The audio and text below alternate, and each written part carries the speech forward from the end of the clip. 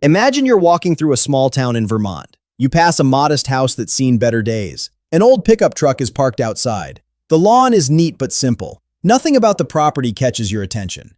Then you notice an elderly man leaving the house. His clothes are ordinary. His shoes are worn.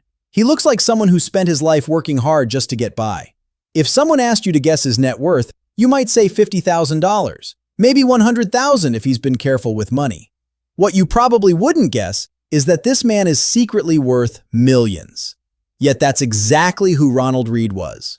For most of his life, Ronald worked jobs that society rarely associates with wealth. He spent years as a gas station attendant and later worked as a janitor. He wasn't a CEO. He wasn't a doctor. He wasn't a lawyer. He didn't build a billion-dollar company. He didn't invent groundbreaking technology. He didn't inherit family wealth. By every traditional measure, Ronald was an ordinary man living an ordinary life.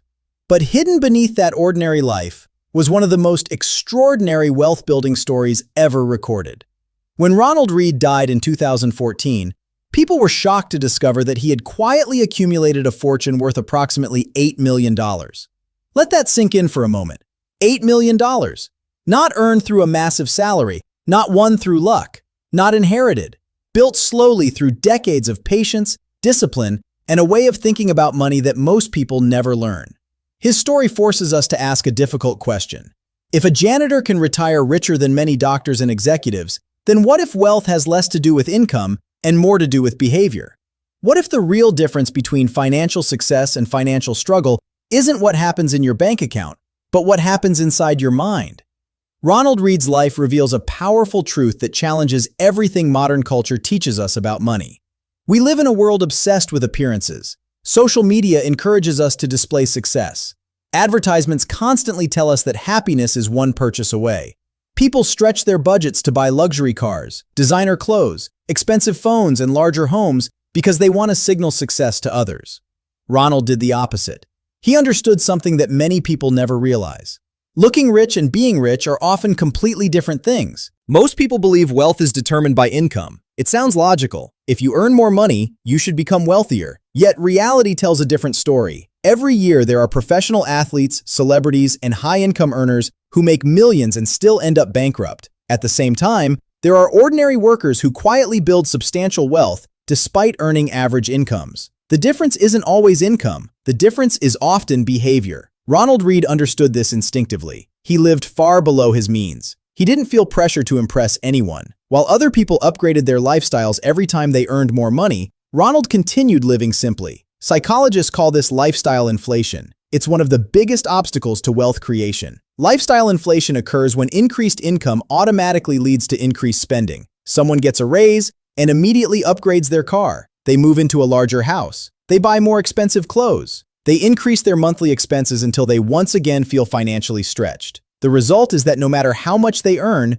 they never build significant wealth. Ronald avoided this trap completely. Instead of using extra money to increase his lifestyle, he used it to increase his investments. This may sound simple, but it goes against human nature. Our brains are wired to seek immediate rewards. Buying something new provides an instant burst of satisfaction. Investing money provides almost no immediate emotional reward. In fact, investing often feels painful because you're giving up something you could enjoy today in exchange for a future benefit that may not arrive for decades. Ronald trained himself to think differently. He viewed money not as something to spend, but as something to deploy. Every dollar represented a worker that could be sent out to earn more dollars. While many people saw a paycheck as permission to consume, Ronald saw it as an opportunity to build assets. This mindset shift may be the most important lesson in his entire story. Wealth is often less about mathematics and more about psychology. The formulas for building wealth are surprisingly simple. Spend less than you earn, invest consistently, stay patient. Yet millions of people fail to follow these principles because human emotions constantly interfere. Fear, envy, impatience, and the desire for social approval push people toward decisions that feel good today, but create problems tomorrow. Ronald mastered something incredibly rare. He learned to ignore those emotional impulses. The story even more remarkable is how boring his strategy was. There were no dramatic moves, no risky bets, no attempts to get rich overnight. He simply invested in quality companies and held those investments for decades. He reinvested dividends and allowed compound growth to work. This sounds easy, but in practice, it's one of the hardest things a person can do. The financial world constantly encourages activity. News channels need viewers, so they create urgency. Financial influencers need attention, so they promote exciting opportunities. Markets rise and fall, creating emotional reactions. During bull markets, people become greedy and feel invincible. During crashes, they become fearful and want to sell everything. Ronald largely ignored the noise. He understood that wealth isn't built through constant action. It's often built through patient inaction. Warren Buffett once said that the stock market is a mechanism for transferring money from the impatient to the patient. Ronald embodied that philosophy. While others chased the latest trends, he stayed consistent. While others panicked during downturns, he stayed invested. While others searched for shortcuts, he trusted the process. This reveals another powerful psychological truth. Humans tend to overestimate what they can accomplish in a year and underestimate what they can accomplish in 30 years. Most people want rapid transformation. They want dramatic results. They want proof that their efforts are working right away. But wealth rarely grows that way. In the beginning, progress appears almost invisible. Investments grow slowly. Savings seem insignificant. Results feel disappointing.